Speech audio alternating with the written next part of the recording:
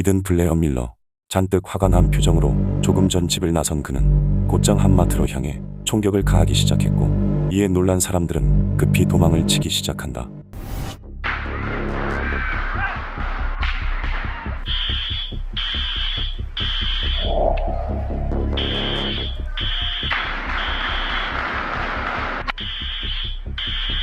그런데 사건이 일어나고 얼마 후 발견된 그의 일기에는 이 글을 볼 때면 나는 확실히 죽었고 방금 내가 국가적 비극을 저질렀다는 뜻이다라는 글이 남아 있었는데, 본인의 말대로 그는 결국 세상을 떠났지만 그것은 경찰의 총알에 의한 것이 아닌 예상치 못한 일 때문이었다.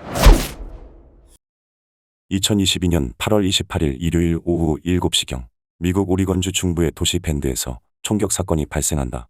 사건 발생 지점은 세이프웨이라는 마트로, 두 개의 총기를 소지한 범인은 곧 마트 안으로 진입해 총격을 가하기 시작하는데, 사실 그에게는 여러 정신적 문제가 있었다. 범인으로 확인된 20세 남성 이든 블레어 밀러는 마트 바로 뒤쪽에 위치한 아파트에서 어머니 그리고 남동생과 함께 살던 중으로, 이든의 이상 증세는 그의 고등학생 시절부터 시작되었다.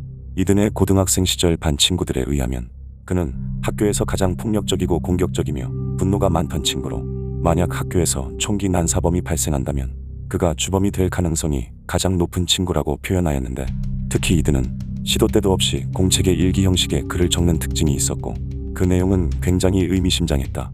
한 번은 반 친구들 중 일부가 그의 일기를 몰래 읽어본 적이 있었는데, 이때 노트에는 죽음, 평화롭네, 죽음은 매일 일어나, 인간은 아무것도 아니야 등의 글이 적혀 있었지만, 이를 본 친구들은 단순히 이든을 멀리할 뿐 대수롭지 않게 여겼는데, 그런데 사실 이든의 일기장에는 이미 총격범이 될 자신의 미래를 암시하는 내용이 적혀 있었다. 나는 학교 총격범이 될 거다라는 내용으로 시작한 글은 총격 사건에 병적인 관심을 갖고 있다라는 등 범행에 관한 비교적 구체적인 이유들이 적혀 있었고, 그 중에는 콜럼바인 고등학교 사건을 동경하는 내용도 포함되어 있었다. 그런데 이 무렵 이든의 내면에 잠재된 분노가 폭발하는 사건이 하나 발생하는데, 아이작이라는 학교 친구와의 사소한 말다툼으로 시작된 싸움은 결국 선생님에게까지 얘기가 들어가 두 사람 모두 약한 처벌을 받게 되었고, 그렇게 다툼은 일단락되는 듯 했지만 이것은 곧 이든의 계획을 앞당기는 촉매제가 된다.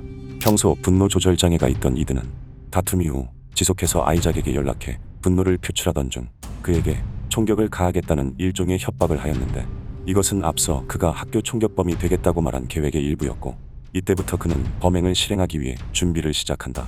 그렇게 콜럼바인 사건을 동경하던 이든은 곧장 자신이 다니던 고등학교를 범행 장소로 삼아 이를 계획하였지만, 당시는 학교가 방학이던 8월달로 개학까지는 약 2주의 시간이 남아 있었고, 이를 기다릴 수 없던 이든은 결국 자신이 일을 했던 세이프웨이라는 마트로 범행 장소를 바꾼다. 마침내 2022년 8월 28일 일요일 오후, 사건 당일 그는 범행에 앞서 친동생과의 약속을 지키기 위해 함께 집에서 축구 경기를 보았고, 경기가 끝나자 동생에게 심부름을 시켜 외출을 하게 한 뒤 준비해둔 총기를 모두 챙겨 마트로 향한다. 그의 모습이 처음 포착된 것은 저녁 7시 3분경으로, 당시 아파트 내에 설치된 감시 카메라에 잡힌 그는 한정의 소총과 산탄총 그리고 다수의 탄약을 소지하고 있었고, 잠시 집 앞을 서성이던 그는 곧 마트를 향해 걸어가기 시작한다. 그런데 이 과정에서 이든은 아파트 주차장에 있던 자신의 포드 차량에 몇 발의 총격을 가하였고, 이후 주차장을 가로질러 걸어가면서도 주변에 있던 조형물과 차량들 그리고 사람이 탑승한 차량에 총격을 가해 부상을 입혔는데, 같은 시각 바로 옆에 있던 마트 안에 있던 사람들은 앞으로 자신들에게 닥칠 일들을 꿈에도 모른 채 여유롭게 시간을 보내고 있었다.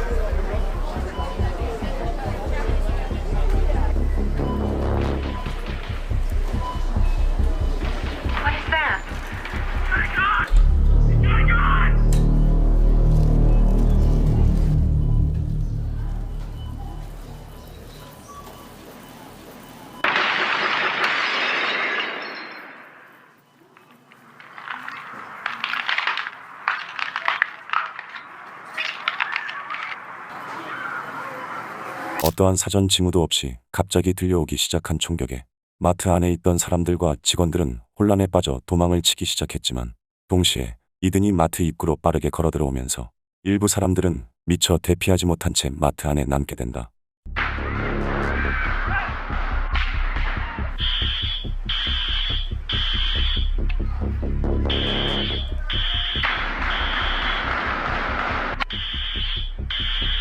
첫 번째 희생자는 당시 84세였던 베넷이라는 남자로 사건 발생과 동시에 빠르게 대피한 사람들과 달리 그는 고령의 나이 탓에 재빠른 이동에 제한이 있었고 분노에 가득 찬 이든의 첫 번째 타깃이 되었다.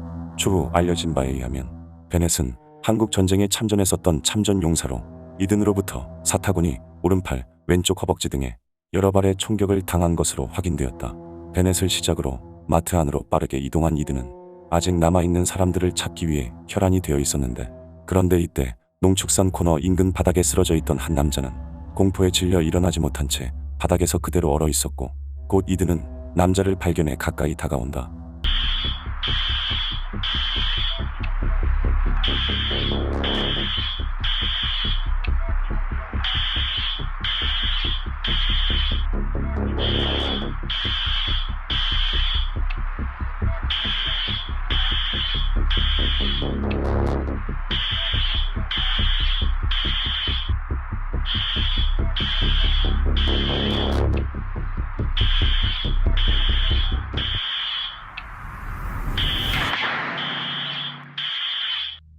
조금 전 베넷을 발견해 총격을 가했던 이든은 어찌된 영문인지 바닥에 누워있던 남자에게는 총격을 가하지 않았는데, 추후 조사에 의하면 당시 이든은 남성에게 어떠한 질문을 하였고 그에 대해 남성이 답을 하자 이든은 원하는 답을 들은 듯 그를 살려주었다고 한다. 그런데 이때 멀지 않은 거리에서 이 광경을 모두 지켜보고 있던 한 사람이 있었다. 그는 마트 직원으로 알려진 66세의 서렛이라는 남자로 이든을 기다리는 듯 진열대 뒤에 숨어 기회를 엿보고 있었고, 그를 제압하기 위해 한 손에는 흉기를 들고 있었는데, 잠시 후 이든이 바닥에 누운 남자를 뒤로 한 채 가까이 걸어오기 시작하자 그는 적절한 타이밍을 잡기 위해 집중한다.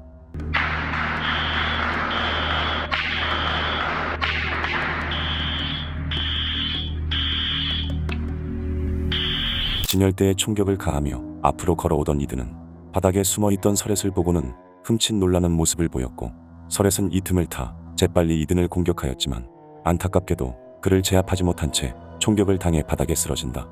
이후 이든은 총기 한정을 버린 뒤 다시 걷기 시작했고, 잠시 후 한쪽 구석으로 가 바닥에 자리를 잡고 앉았는데, 같은 시각 마트 입구 쪽을 향해 있던 감시 카메라에는 신고를 받고 출동한 경찰들이 내부로 조심스럽게 진입하는 모습이 포착되었고, 그들이 안쪽으로 진입을 시작했을 때 반대편에서 한 발의 총소리가 들려왔다. 이에 경찰은 총성이 들려온 방향으로 발길을 돌렸고, 잠시 후 그들이 서렛이 쓰러진 위치에 도달했을 때 구석 쪽 진열대 앞에는 바닥에 앉은 자세로 세상을 떠난 이든이 있었다.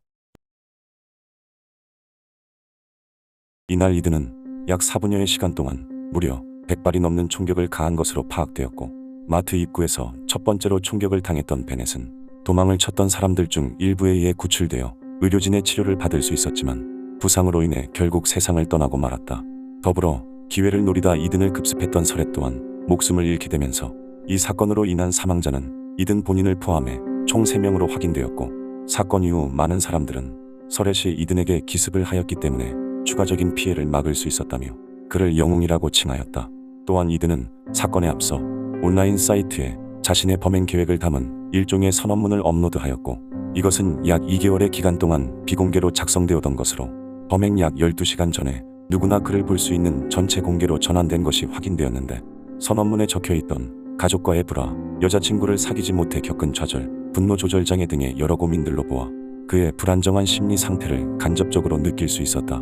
특히 그는 여기에 존재하지 않는 소울메이트를 만날 것이고 마침내 그녀를 만나기 위해 반대편으로 건너가야 할 것이라며 범행 후 자신의 미래를 암시하는 글을 남겨놓았고, 그의 차량에서 3개의 화염병과 산탄총이 추가적으로 발견되면서 이 사건은 완전한 모방 계획 범죄로 분류된 채 마무리되었다. 오늘 영상은 여기까지입니다. 영상이 마음에 드셨다면 좋아요만 부탁드리겠습니다. 끝까지 봐주셔서 감사합니다.